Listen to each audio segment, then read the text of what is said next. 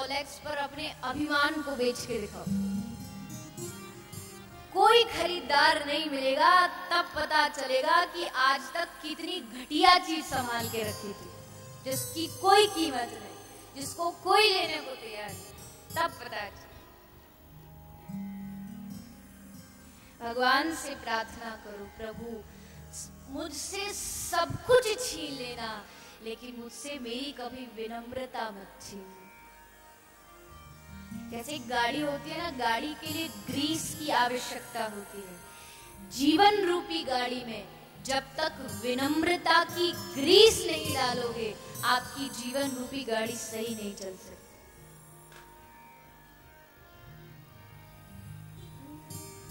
जब तक तृणादपि सुनीचेन तरोरपि सहिष्णुना अमानिना मानदेय कीर्तनीय सदा हरि। ये श्लोक एक ऐसा श्लोक है, इस श्लोक को जीवन में अपनाए बिना आप भक्ति राज्य में प्रवेश नहीं कर सकते।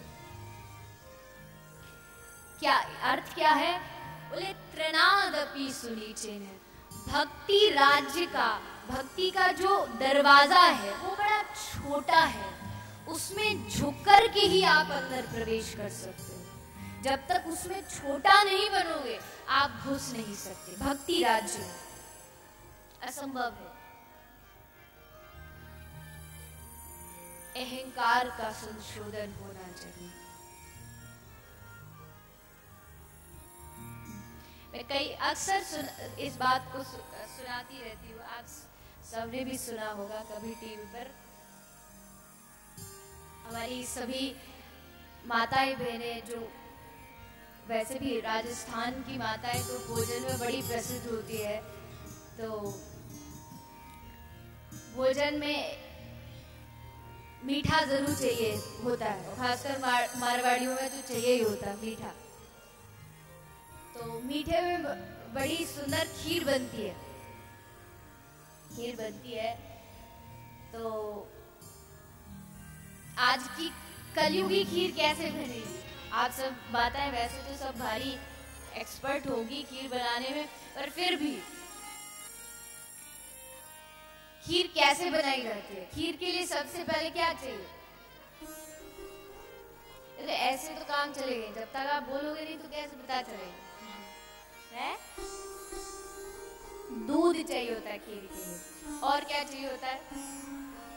चावल और है घी, चीनी। हाँ, चीनी चाहिए होती है, और मेवा चाहिए होता है। मतलब आपको दूध चाहिए होता है, आपको चावल चाहिए होता है, आपको चीनी चाहिए होती है। ये तो मेन चीज चाहिए ही चाहिए।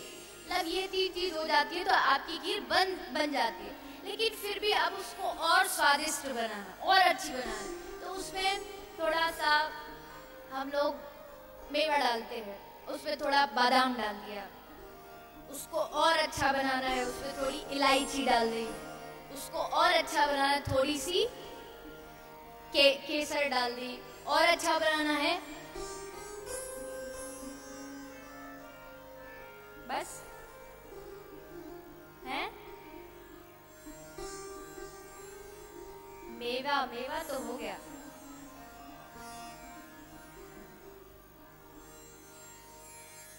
तुलसी डाल दी, प्रेम, हाँ प्रेम भी डाल दो, चलो।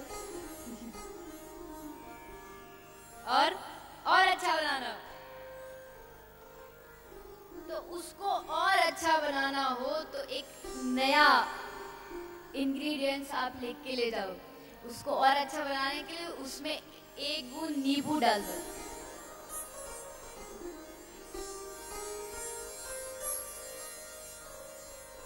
नींबू डाल दो, बड़ी स्वादिष्ट खीर बनेगी। खाइए कभी नींबू वाली खीर? नहीं खाई? भारत में रह के आप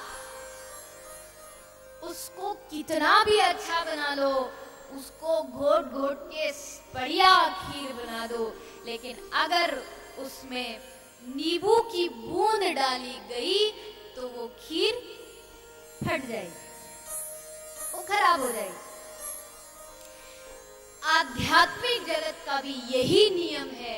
आप भगवत प्रेम रूपी खीर बनाते हो, उसमें कृष्ण प्रेम की अग्नि जलाते हो, अपने मन का भगोना बनाते हो, उसमें सत्संग रूपी दूध डालते हो, उसमें यज्ञ रूपी काजू किशमिश डालते हो, उसमें जप रूपी केसर डालते हो।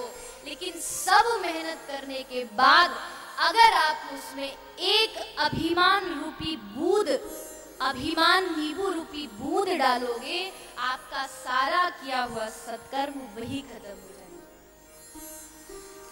कुछ भी नहीं बचेगा, आप खाली हाथ हो। तृणादपि सुनीचे,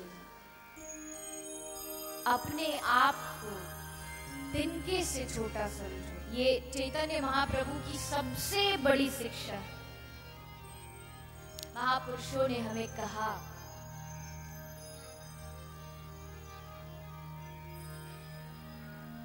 मत कर तू अभिमान रे बंदे, मत कर तू अभिमान,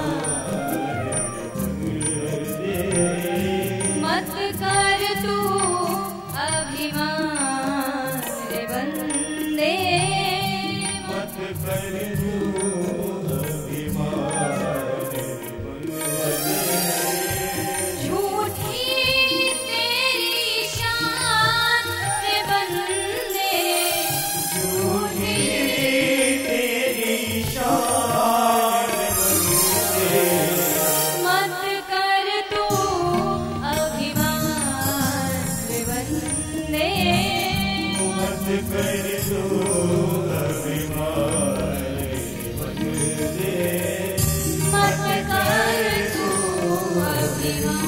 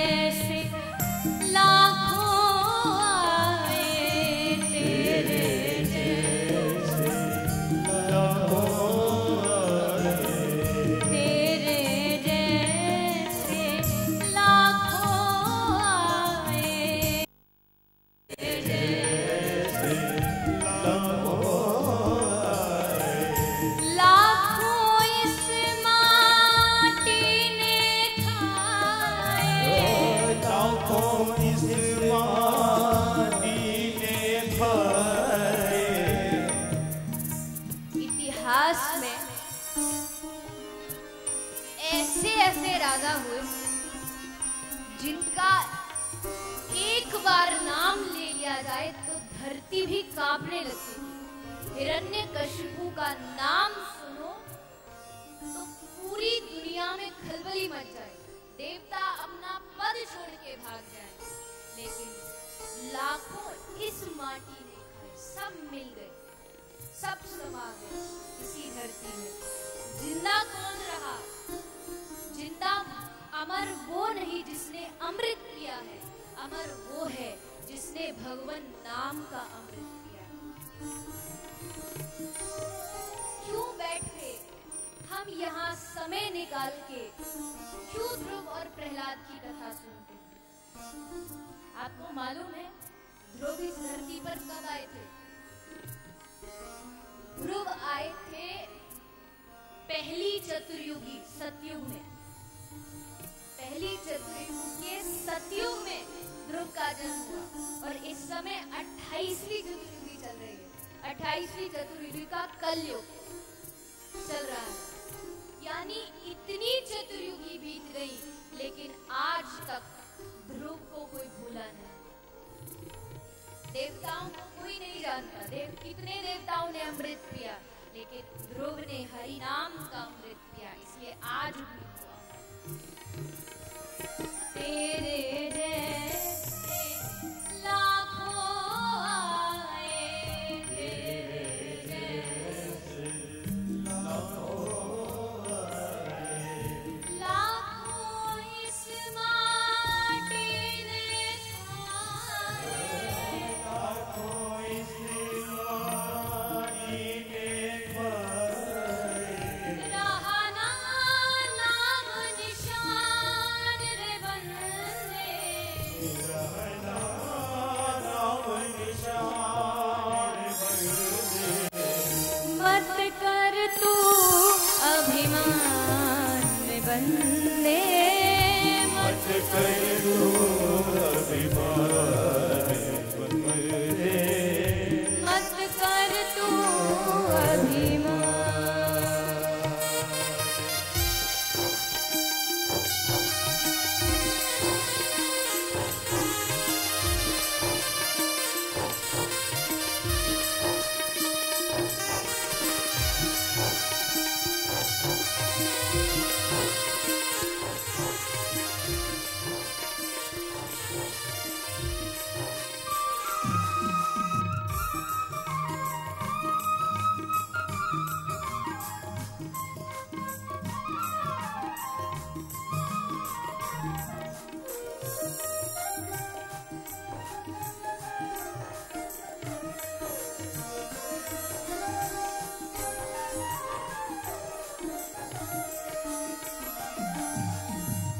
तेरे पास है हीरे मोती, तेरे पास है हीरे मोती, मेरे मन मंदिर में ज्योति, तेरे मन मंदिर में ज्योति।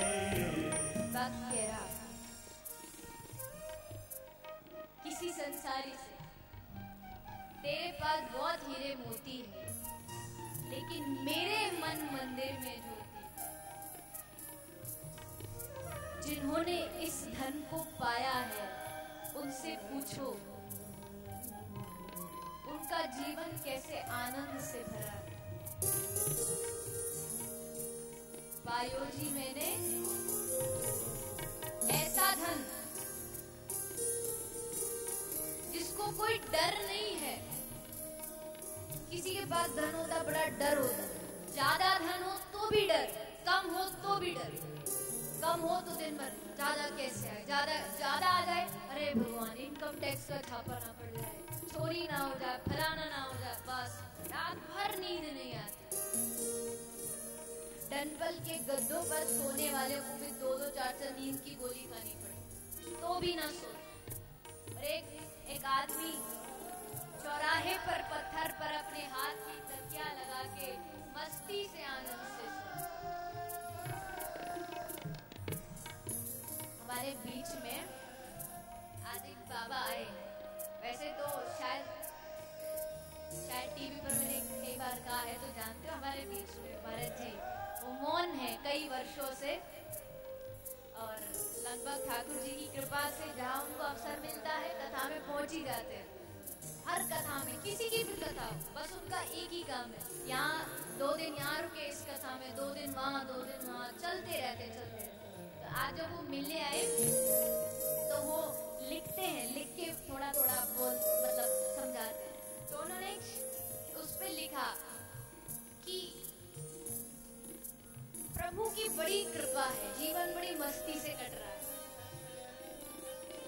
आप पूछो किसी बड़े धनवान से जाके पूछो भैया तू सुखी है, प्रसन्न है, अरे कहाँ महाराज, अभी तो थोड़ी सस्ता, थोड़ा धंधा थोड़ा धीरे चल रहा है। इस प्रसन्नता को तुम कहाँ से खरीदोगे? ये कहीं बाजार में नहीं मिलती, ये सिर्फ और सिर्फ ठाकुर जी के नाम से।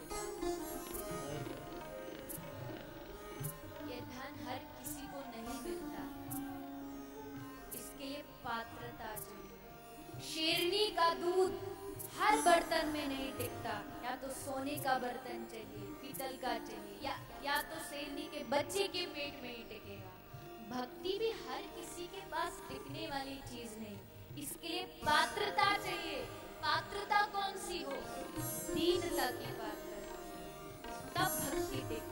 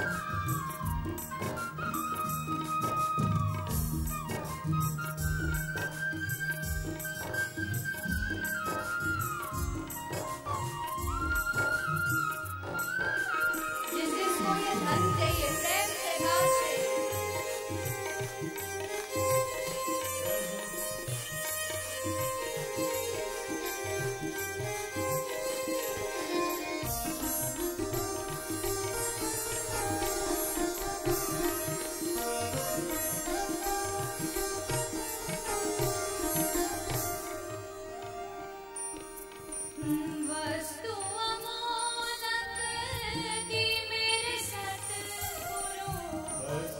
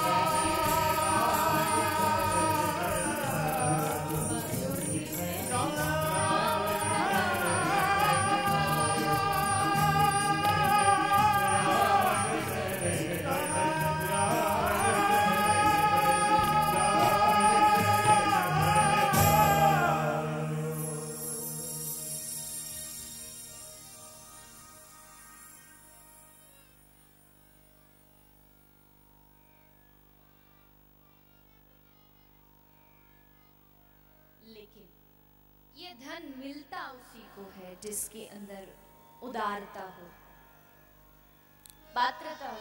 गीता में भगवान श्री कृष्ण ने भक्त 7वें अध्याय में, श्रीमद् भगवद गीता के 7वें अध्याय में भगवान ने चार भक्तों के बारे में कहा। भक्त चार प्रकार के हैं, आर्त, जिज्ञासु, अर्थार्थी और ज्ञानी।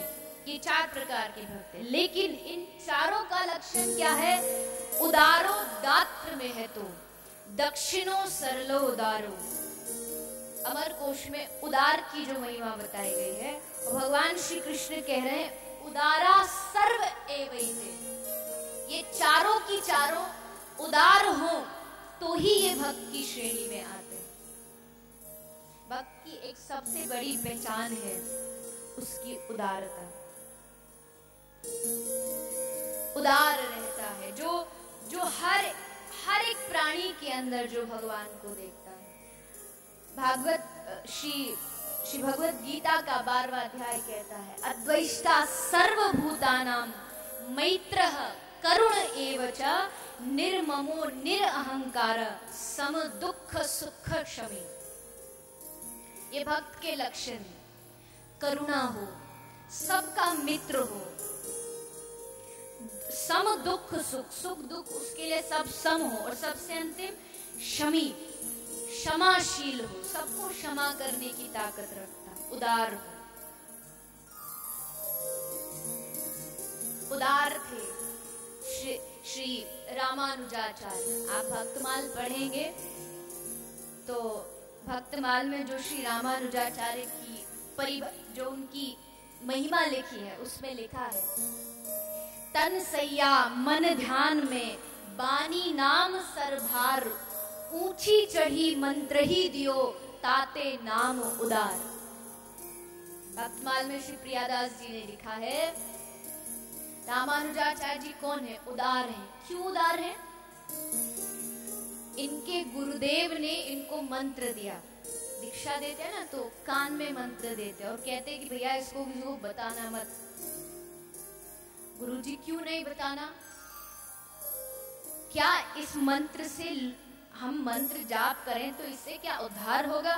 गुरुजी ने कहा बिल्कुल होगा, क्यों नहीं होगा। मंत्र जाप जो करेगा उसका तो उद्धार होगा ही होगा, बस। लेकिन ये मंत्र बताना मत कि मेरे गुरु ने ये मंत्र दिया, बताओगे तो तुम्हें नरक जाना पड़ेगा। ठीक है महाराज, चले गए। ऊंची चढ़ी मंत्र ही दियो, ऊपर चढ़ के सबको चिल्ला चिल्ला के बोले अरे भैया, जिसको उद्धार करना है इधर आओ, इधर आओ, हम तुमको मंत्र बताते हैं, जप करो तुम्हारा उद्धार हो जाएगा, उद्धार हो जाएगा। सबको दे दी।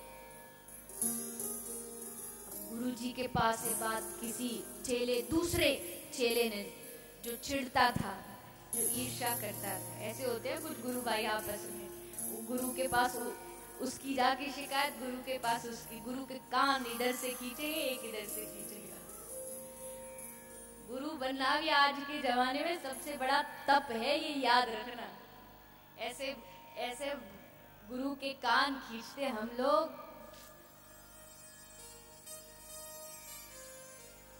तो बोले, गुरु जी को शिकायत की, आप तो उसको बड़ा अपना अच्छा चेला मानते हो, देखो जाके ऊपर मंत्र सबको जाके बोल रहा है, सबको चिल्ला रहा है। तो गुरु जी को भी गुस्सा आ गया, अरे भाई मना किया था मत बोलना, तो क्यों बोला सबको जाके। बुलाया उसको, इधर बुला के आ गए श्री रामानुजाचार्य जी, हाथ जोड़ के खड़े हो गए। हे प्रभु, आप मेरे सब कुछ हैं, आपकी आज्ञा नहीं मानी, मुझे मालूम है मुझे नरक में जाना पड़ेगा, क्यों दिया तूने मंत्र। बोले प्रभु, जब आपने मंत्र दिया था तो कहा था इस मंत्र को जो जप करेगा उसका उद्धार होगा। अगर मेरे अकेले के नरक में जाने से इतने लोगों का उद्धार होता है तो मैं नरक में जाने को भी तैयार हूं। इसको उदारता कहते हैं। लेकिन भैया पहले ही वार्निंग है। कई बार होता है ना, टीवी पर कोई स्टंट वगैरह दिखाते तो नीचे वार्निंग लिखे आते हैं कि please don't try it at your home. तो इस बात को अपने घर जाके खुद मत शुरू कर देना, अभी छत पे चढ़ के मंत्र देंगे, हम भी गुरुजी वाला मंत्र सबको बताएंगे। अभी वो स्थिति ये दिखावे से थोड़ी होती है कि उसने किया था तो हम भी करेंगे। ये दिखावे की चीज नहीं है, नकल की चीज नहीं है। उदारो दात्र महतो दक्षिणे सरलो उदारो, ये उदारता की पहचान है। तो इसलिए तृणादपि सुनीचे, जब अभिमान नष्ट होता है तो भगवत प्राप्ति होती है। इसलिए आज जब गजेंद्र जाता है स्नान करने के लिए अपने परिवार के साथ, एक ग्रहा आया, उसका पैर पकड़ा, गजेंद्र रहा, दोनों में बड़ा भयंकर युद्ध होता है। अपना बल लगाया, अपना बल खत्म हो गया, स्वजन बल लगाया, परिवार ने बल लगाया, वो भी खत्म हो गया। सारे रास्ते बंद हो गए, सारे द्वार बंद हो गए, और जब सब जगह से ठोकर खा ली तब जाकर के उसको भगवान की याद आई। और भगवान का द्वार एक ऐसा है, तुम कभी भी चले जाओ, उसका द्वार हमेशा खुला है। एक 10 दिन पुराना दिया हो, 10 साल पुराना हो या 100 साल पुराना हो, आप उसमें बाती रख के जलाओगे तो वो जल जाएगा। वो नहीं देखता कि दिया कितना पुराना है। प्रभु की दया भी उस दिए के जैसे है।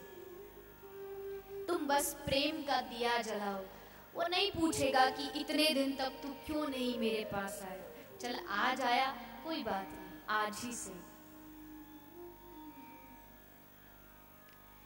श्री गोविंद देव जी तो तैयार बैठे हैं हाथ फैला के कि तू आ तो सही, तू एक बार मुझे देख तो सही।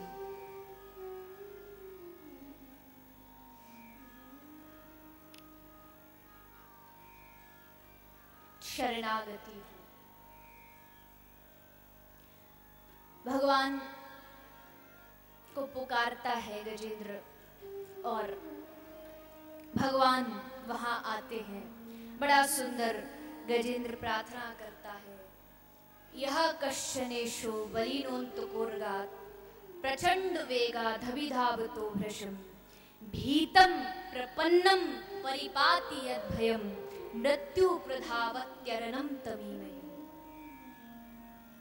भीतम प्रपन्नम, हे प्रभु आपके चरण सारे भय को दूर, भीतम प्रपन्नम, सारा डर आपके चरणों से दूर भाग जाता है।